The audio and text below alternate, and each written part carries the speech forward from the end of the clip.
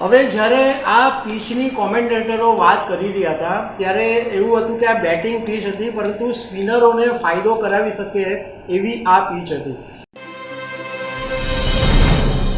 નમસ્કાર દર્શક મિત્રો, ગુરુવારે રાત્રે ટીમ ઇન્ડિયા અને ઇંગ્લેન્ડ વચ્ચેની જે સેમિફાઇનલ 2 હતી એ તમે જોઈ છે? જો તમે નહીં જોયો તો તમે એ રોમાંચક ક્ષણોને ચૂકી ગયા હતા. એ મેચની અંદર એટલી બધી મજા આવી ગઈ કે આખરે ઘણી વખત એવું લાગતું હતું કે ટીમ ઇન્ડિયા નહીં જીતે અને આખરે ટીમ ઇન્ડિયા આ મેચ 68 રનથી જીતી ગઈ છે અને ફાઇનલમાં પહોંચી ગઈ છે. અને હવે 29મી તારીખે સાઉથ આફ્રિકાની સામે ટીમ ઇન્ડિયા ફાઇનલમાં ટકરાવવાની છે. આ જે ઇન્ટરેસ્ટિંગ બધી બાબતો છે એના વિશે હું તમારી સાથે વાત કરીશ. મારું નામ રાજેશ શાહ છે અને તમે જોઈ રહ્યા છો ખબર છે .com. દર્શક મિત્રો, T20 વર્લ્ડ કપમાં આ વખતે ભારતનું સર્વથી જ પરફોર્મન્સ એટલું જોરદાર રહ્યું હતું કે બધાને એવી આશા છે કે ભારત આ વખતે કંઈક સારું કરશે. T20 વર્લ્ડ કપની જ્યારે સેમિફાઇનલ 2 ઇંગ્લેન્ડ અને ભારત વચ્ચે ગુયાનામાં નક્કી થઈ હતી ત્યારે વરસાદની આગાહી હતી કે લગભગ 70% જેટલો વરસાદ પડશે અને હવામાનના જાણકારો એવું કહી રહ્યા હતા કે વરસાદ પડવાની પૂરેપૂરી સંભાવના છે. ત્યારે એવું લાગતું હતું કે આ મેચ ચોક્કસ રદ થશે અને નહીં રમાય, તો ભારત સીધી ફાઇનલમાં પહોંચી જશે, કારણ કે ભારતની પાસે પોઈન્ટ સારા, સૌથી વધારે પોઈન્ટ હતા અને રન રેટ પણ ભારતની સારી હતી, એટલે ભારત સીધું ફાઇનલમાં પહોંચી જાય એવા ઉજળા સંજોગો હતા. પરંતુ વરસાદે પણ લાજ રાખી અને ટીમ ઇન્ડિયા અને ઇંગ્લેન્ડ વચ્ચેની મેચ રમાઈ. જોકે મેચ મોડી શરૂ થઈ, લગભગ અડધો પોણો કલાક પછી મેચ ટોસ ઉછળ્યો અને જ્યારે ઇંગ્લેન્ડની ટીમ ટોસ જીતી અને એમણે ફિલ્ડિંગ કરવાનું પસંદ કર્યું અને ટીમ ઇન્ડિયા બેટિંગ પર આવી. જ્યારે ટીમ ઇન્ડિયા બેટિંગ પર આવી ત્યારે વાદળો એકદમ ખુલ્લા હતા અને એકદમ સરસ વાતાવરણ હતું. રોહિત શર્મા અને વિરાટ કોહલી મેદાનમાં આવ્યા અને જ્યારે મેચની શરૂઆત થઈ તો વિરાટ કોહલીએ 3 રન માર્યા, પછી એક સિક્સર માર્યો અને વિરાટ કોહલી આઉટ થઈ ગયો. એને કારણે ભારતીય ક્રિકેટ ચાહકોના પાટિયા બેસી ગયા કે આ તો ઇંગ્લેન્ડની સામે ભારતને મેચ જીતવું અઘરું પડી જશે.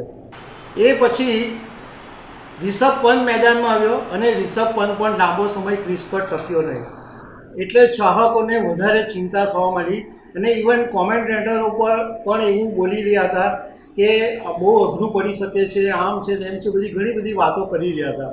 ત્યારે બધાને એમ થયું કે આ ટીમ ઇન્ડિયાનું એવું જ હોય છે કે જ્યારે જરૂરી હોય ત્યારે જ રમેરી, એવી ઘણી બધી ચર્ચાઓ લોકોના મનમાં પણ થતી હતી. પણ એ પછી સૂર્યકુમાર યાદવ મેદાનમાં આવ્યો અને રોહિત શર્મા અને સૂર્યકુમારે મેચને થોડીક આગળ વધારી અને લગભગ 8 ઓવર જેવી મેચ રમાઈ અને ત્યાં ફરીથી વરસાદ આવ્યો, એટલે થોડો સમય માટે મેચ અટકી ગઈ. જોકે એટલું સારું રહ્યું કે વરસાદ લાંબો સમય ચાલ્યો નહીં, થોડોક સમયની અંદર જ તરત વરસાદ અટકી ગયો, પરંતુ મેદાનને સૂકવવા પીચ બરાબર છે કે નહીં એ બધું જોવામાં થોડો સમય લાગ્યો. ફરીથી રોહિત શર્મા અને સૂર્યકુમાર યાદવ મેદાનમાં આવ્યા અને બંને જણાએ બેટિંગને જોરદાર આગળ ચલાવી. રોહિત શર્માએ 50 ક્રોસ કરી અને એ પછી રોહિત શર્મા પણ આઉટ થઈ ગયો, પણ સૂર્યકુમારે પણ એની જોરદાર બેટિંગ કરી અને એના એક જે શોટ હતા એના કોમેન્ટેટરો વખાણ કરી રહ્યા હતા કે શું સ્ટાઇલથી સૂર્યકુમાર યાદવ શોટ મારતો હતો. એ પછી ટીમ ઇન્ડિયાના ખેલાડીઓએ બધાએ પોતપોતાનું યોગદાન આપ્યું. હાર્દિક પંડ્યાએ પણ 2 સિક્સ મારીને જોરદાર એક માહોલ ઊભો કરી દીધો. રવિન્દ્ર જાડેજા પણ સારું રમ્યો, અક્ષર પટેલ પણ સારું રમ્યો અને ઓવરઓલ આખરે ટીમ ઇન્ડિયા 171 રન 7 વિકેટના નુકસાને બનાવી શકી. એ પછી જ્યારે ઇંગ્લેન્ડની ટીમ મેદાનમાં આવી ત્યારે જોસ બટલરના બેટિંગથી બધા વાકેફ છે કે એ જો ક્રીઝ પર ઊભો રહે તો ભલભલી ટીમને ફાંફા પડી જાય, કારણ કે એનું બેટિંગ એટલું ખતરનાક હોય છે. હવે જ્યારે આ પીચની કોમેન્ટેટરો વાત કરી રહ્યા હતા ત્યારે એવું હતું કે આ બેટિંગ પીચ હતી, પરંતુ સ્પિનરોને ફાયદો કરાવી શકે એવી આ પીચ હતી. એટલે શરૂઆતમાં અર્શદીપ અને બુમરાહની ઓવર પછી રોહિત શર્મા તરત જ અક્ષર પટેલને લઈને આવ્યો અને અક્ષર પટેલે જોસ બટલરની વિકેટ લઈ લીધી.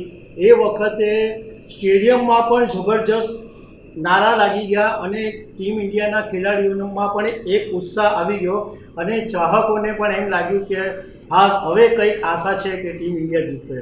એ પછી તો ઇંગ્લેન્ડની વિકેટ ફટાફટ પડવા માંડી અને માત્ર 103 રન ઇંગ્લેન્ડની ટીમ બનાવી શકી અને આખરે ટીમ ઇન્ડિયા 68 રને આ મેચ જીતી ગઈ.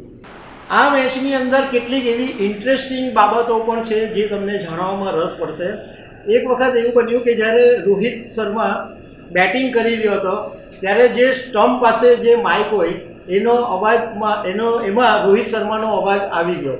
આવું ઘણી વખત બને છે. ઇવન વિકેટ કીપરની બાજુમાં રોહિત શર્મા ઊભો હોય તો ત્યારે એ જે કંઈ પણ બોલે એ સ્ટમ્પ પાસેના માઇકની અવાજમાં પકડાઈ જાય છે અને ઘણી વખત એવી મજાકમાં જે વાત કરતો હોય એ પણ લોકોને ખબર પડે છે કે રોહિત શર્મા પાછળથી શું બોલ્યો. તો રોહિત શર્મા જ્યારે બેટિંગ કરી રહ્યો હતો ત્યારે એણે સૂર્યકુમાર યાદવને એમ કીધું કે અને તે વખતે લિવિંગસ્ટન બોલિંગ કરી રહ્યો હતો એટલે રોહિતે એમ કીધું કે આનો ઉપરથી બોલ તો અવાજ હું મારું છું અને બીજી જ બોલની અંદર રોહિત શર્માએ સિક્સર ફટકારી દીધો. આ મેચની અંદર બીજી ઇમોશનલ બાબત એ સામે આવી કે જ્યારે ટીમ ઇન્ડિયા મેચ જીતી ગઈ ત્યારે રોહિત શર્માની આંખમાંથી દળ આંસુ પડી ગયા. એ આંસુ ઓબ્વિયસલી ખુશીના હતા કારણ કે રોહિત શર્મા માટે આ T20 વર્લ્ડ કપની મેચ મહત્ત્વની હતી. તે વખતે વિરાટ કોહલી એને પાસે આવ્યો અને એને સાંત્વના આપી કારણ કે આ બધાના માટે બહુ જ ખુશીની ક્ષણ હતી. બધા જ ખેલાડીઓ નાચી ઉઠ્યા હતા કે કમસે કમ આપણે ફાઇનલ સુધી તો પહોંચી ગયા છે. હવે રોહિત શર્માએ આની અંદર ઘણા એવા રેકોર્ડ બનાવ્યા છે. એક તો આ જે T20 વર્લ્ડ કપ અત્યારે જે રમાય એમાં રોહિત શર્મા 3જા નંબરનો ખેલાડી બન્યો છે કે જેણે સૌથી વધારે રન ફટકાર્યા હોય. સૌથી વધારે રન કોઈએ ફટકાર્યા હોય તો એ અફઘાનિસ્તાનના ખેલાડી ગુરબાઝ છે જેણે આ T20 વર્લ્ડ કપની અંદર 281 રન માર્યા છે. અને બીજા નંબરે ઓસ્ટ્રેલિયાનો ખેલાડી ટ્રેવિસ હેડ છે કે જેણે 255 રન માર્યા છે. બીજો રોહિત શર્માના નામે એ પણ રેકોર્ડ નોંધાયો કે T20 વર્લ્ડ કપમાં એઝ અ કેપ્ટન સૌથી વધારે રન બનાવનાર બીજો ખેલાડી બન્યો છે. T20 વર્લ્ડ કપમાં એઝ અ કેપ્ટન તરીકે સૌથી વધારે રન પાકિસ્તાનના કેપ્ટન બાબર આઝમના નામે છે. એને 303 રન બનાવ્યા છે અને રોહિતે 248 રન બનાવેલા છે. 2022માં જોસ બટલરે 225 રન બનાવેલા છે એઝ અ કેપ્ટન તરીકેની વાત કરું છું અને કેન વિલિયમસન છે એણે 216 રન બનાવેલા છે. બીજું કે T20માં જે જીતેલી મેચ હોય એની અંદર સૌથી વધારે 50 બનાવવામાં રોહિત પહેલા નંબરે છે. એણે 11 વખત 50 રન બનાવ્યા છે અને બીજા નંબરે પણ ટીમ ઇન્ડિયાનો ખેલાડી છે. વિરાટ કોહલીએ 10 વખત 50 બનાવેલા છે અને એ સિવાય ડેવિડ વોર્નર 7 વખત, બટલરે 5 વખત 50 બનાવેલા છે. હવે ટીમ ઇન્ડિયાની આ સેમિફાઇનલ 2 જીતી ગયા અને હવે ફાઇનલ 29મી તારીખે બાર્બાડોસની અંદર રમાવાની છે અને સાઉથ આફ્રિકા પહેલેથી જ સેમિફાઇનલ 1 જીતીને ફાઇનલમાં પહોંચી ગઈ છે. એટલે 29 તારીખે હવે સાઉથ આફ્રિકા અને ટીમ ઇન્ડિયા વચ્ચે ફાઇનલ મેચ રમાવાની છે. આપણે એવી શુભેચ્છા પણ આપીએ અને એવી આશા રાખીએ કે ભારત આ વખતે દેશમાં વર્લ્ડ કપ લઈને જ આવે. તો દર્શક મિત્રો, આવી અનેક વાતો સાથે અમે તમને મળતા રહીશું. Thank you very much.